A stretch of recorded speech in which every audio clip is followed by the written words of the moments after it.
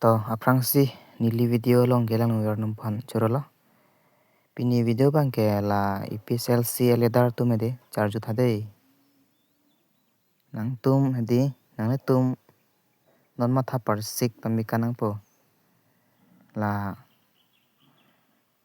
tang bang bi pen lam sepang jar tapang kem nang ne. Penon ang tong ti phan sabe piha pu election delate theng plot nang pa pu. Theng plot ta nang tum long rat doi ma. Jai kathar Bikraman se pen resti so lai tum si mu tot chaman wei jong sang tong ti kathar phan la so IPSLC party pen sar plot la purate rat ma se vi lage 100% la lage nili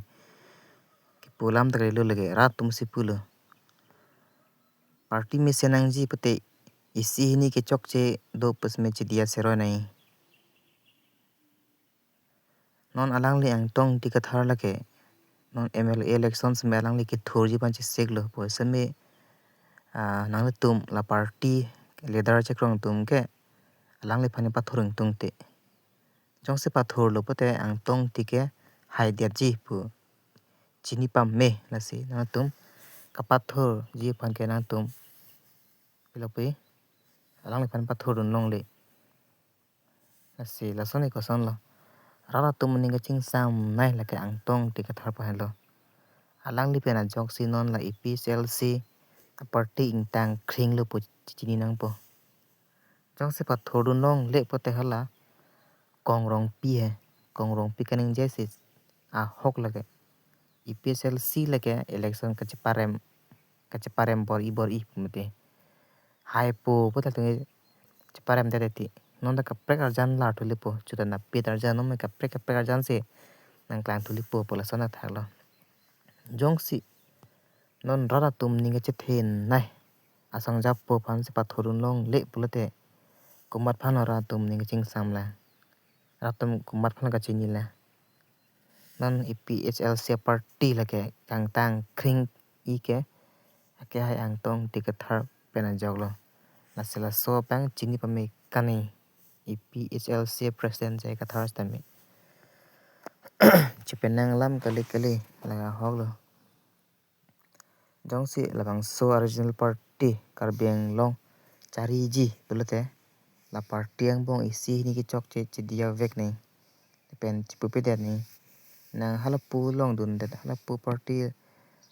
che song det la son che song det pala chipu nang ni ka che song na mi lo che song mi ong lo stame party pen bang mane la so party long do de lo pu ang hoping je chok lo mate non mang ke li ang tong ti bengala hangar straight long ke song ka charap dun du ko ma si la so je ne pen ne nong ke ala election jutlo purote phan ke theng plon na mane sar plon na phan lo se la son purote ke son ra tum ningang sam na pen ko mo phan ning che thela jong si la ke nili non nili mi thang chi pu po nili same ninga ching sam na la ke IPSLC hello pen non jong si non election non si la rat ning che thin nai ang tong ti ka thar pa se election pa thorun long le purote la ke 100% ke rem par e prat po la pen BJP penga hai ni lo lage akai si lage BJP si hai thor pa beng long ke jong si BJP pan parem ji purote ilutum ka do ka we se me ni si viet ni la pen ki chok che isi ni do che dia vek ni na hello non kong rong pi se me ye alang li chui tiking tang khring lo election hai podok dogola IPSLC lang do semi ko sone non mangke alang me phans me tur cholo non mangke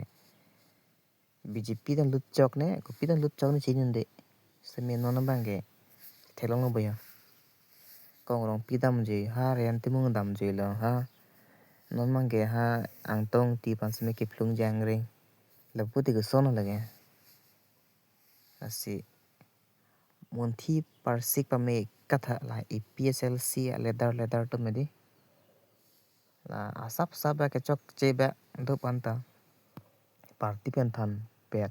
partipen sor plot la so bang klem kret ni la pen ako chining ri thulo